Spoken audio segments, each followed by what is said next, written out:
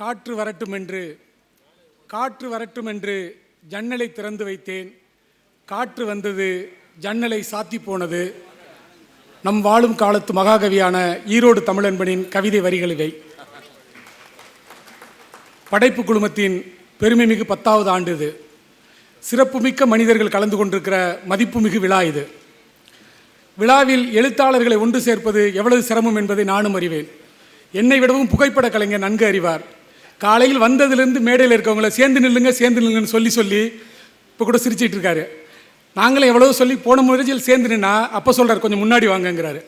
எழுத்தாளர்களை சேர்க்க வேண்டும், முன்னேற்ற வேண்டும் என்பதை படைப்பு குழுவில் கலந்திருக்கிற ஒரு புகைப்பட கலைஞர் உட்பட செய்கிற இந்த மேடையில் என்ன சொல்லும்போது சொன்னாங்க, ஹைக்கூ மாதிரி சுருக்கமாக பேசுங்கன்னு.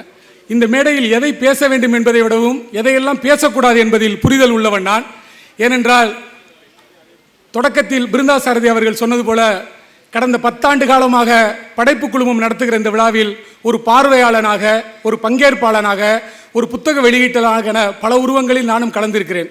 இந்த படைப்பு குழுமம் விழாவிற்கு வருவதன் நோக்கமே என்னவென்றால் கொஞ்சம் வயசு குறைஞ்ச மாதிரி ஒரு உணர்வு வரும். ஆமாம், இன்னைக்கு வீட்டில் போய் படுத்தோம்னா இன்றைக்கு இரவு முழுக்க தம்பி செல்வாவின் குரலும் கவிஞர் சுசித்ரா மாறனின் குரலும் வந்துக்கிட்டே இருக்கும். நானும் சொல்லி பார்க்குறேன், சிறப்பு மிகு மனிதர்களின் மதிப்பு மிகு விழான்னு. இது என்ன குரல்னே தெரியல, என்ன பிரமாதம். உண்மையில் அதற்காகவே அவர்கள் 2 பேரைக்கும் பலமாக ஒரு கைத்தட்டல் கொடுக்கலாம்னு கேட்டுக்கிறேன். இது ரொம்ப ஒரு முக்கியமான நிகழ்வாக பார்க்குறேன். 2000 ஆண்டுகளுக்கு பழமையான மொழி, தொன்மையான மொழின்னு பெருமை பேசுகிற தமிழில். ஆனால் ஒரு 40 ஆண்டு காலமாக தமிழ் இலக்கியத்தில் இயங்குபவன் என்கிற வகையில், நான் அறிந்த வகையில், ஒரு நாளை முழுக்க புத்தக கொண்டாட்டமாக நடத்துகிற ஒரே நிகழ்வு இதுதான் நான் சொல்லுவேன். ஏன்னா கொஞ்சமே களைப்பு இல்லை. பார்த்தா மனசை போலவே இந்த அரங்கம் நிறைஞ்சிருக்கு. தமிழ்நாட்டின் பல மாவட்டங்கள்லேருந்து வந்திருக்கீங்க, வெளிநாடுகள்லேருந்து வந்திருக்கீங்க. குறிப்பாக மலேசியாவிலிருந்து அன்பு தம்பி மகேந்திர நவமணி வந்திருக்கீங்களா? இருப்பார், அந்த கடைசியாக இருக்கார்.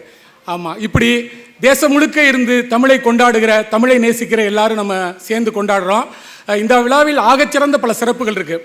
ஒரு 4 நாளைக்கு முன்னாடி தான் ஃபோன் பண்ணார் எனக்கு ஜின்னா. அண்ணா, இந்த விழாவில் கடைசியாக வெளியிட போகிறது உங்கள் புத்தகம் தான், புத்தகத்தை அனுப்பியிருக்கேன் பாருங்கன்னாரு. நானும் பார்த்துட்டு சொன்னேன், நல்லா இருக்க அட்டைனாரு. ரொம்ப நல்லா இருக்குண்ணா. காலையில் வந்தோன்னே வெளியில் இருக்க அட்டைகளை பார்த்தா நம்ம அட்டையை விட மற்ற எல்லா அட்டையும் நல்லா இருக்க மாதிரி தோணுது. இது எனக்கு மட்டும்தானா இல்லை எல்லாருக்குமானு தெரியல. இதை விட இதை சொல்லியிருக்கலாமோ, அதை விட கவிதைகளை, அப்பா எங்கே செல்லா, ஒரு உதடு மருந்து ஒரு உதடு விஷம், வாழவா சாகவா, என்ன ஆச்சு. உண்மையில் போகும்போது எல்லாம் காதலர்களாக தான் வெளியே போகலாம்னு நினைக்கிறேன். அதே மாதிரி அபு சுகந்தன் அவரோட கவிதை அடுத்த புத்தகத்துக்கு தலைப்பு சொல்கிறாரு, நகநானூறு. கேட்கவே ரொம்ப நல்லா இருக்குது. எனக்கு என்னமோ எனக்கு வீட்டுக்கு போன ஆண்கள் எல்லாம் மனைவியோட நகத்தை பற்றி ஒரு கவிதையாச்சும் எழுதுவாங்கங்கிற நம்பிக்கை வருது. இந்த உற்சாகம், இந்த சந்தோஷம் தான் படைப்பு குழுமத்தோட முதலீடு. காலையிலே தொடக்கத்திலேயே சொல்லும்போது ஜின்னா சொன்னார், நாங்கள் 4 பேர் சேர்ந்து ஆரம்பித்தோம்னு. முதலில் அந்த 4 பேருக்கு ஒரு நன்றி சொல்லுவோம். அந்த 4 பேருக்கு நமது நெஞ்சார்ந்த நன்றி.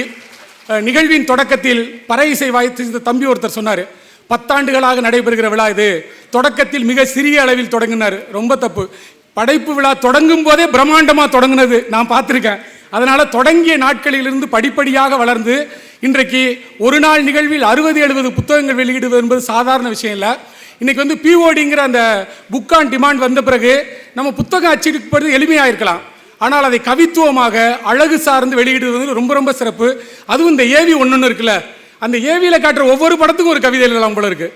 உண்மையில் அதற்காக கடந்த 4-5 ஆண்டமாக உழைத்த அலீம், சலீம், ராஜா உள்ளிட்ட அனைத்து தோழமைகளுக்கும் நெஞ்சார்ந்த நன்றி. ஆண்டுதோறும் படைப்பு விழாவில் சந்திக்கும் போது நமக்குள் நிறைய கனவுகள் வரும். இந்த விழாவின் வெற்றியே என்னவென்றால், இங்கே ஒரு 60-70 புத்தகம் வெளியிடுறோம். கிட்டத்தட்ட 400-500 பேர் இருக்காங்க. இந்த விழாவில் வெளியிடப்படாத மற்றவங்க ஆசை என்ன தெரியுமா இருக்கும், அடுத்த ஆண்டில் நமது புத்தகமும் ஒன்று வெளியிடப்பட வேண்டும் என்கிற ஆசை அரும்புதில்லை. அதுதான் படைப்பு குழுமத்தின் வெற்றி. இது காலமெல்லாம் தொடரட்டும்.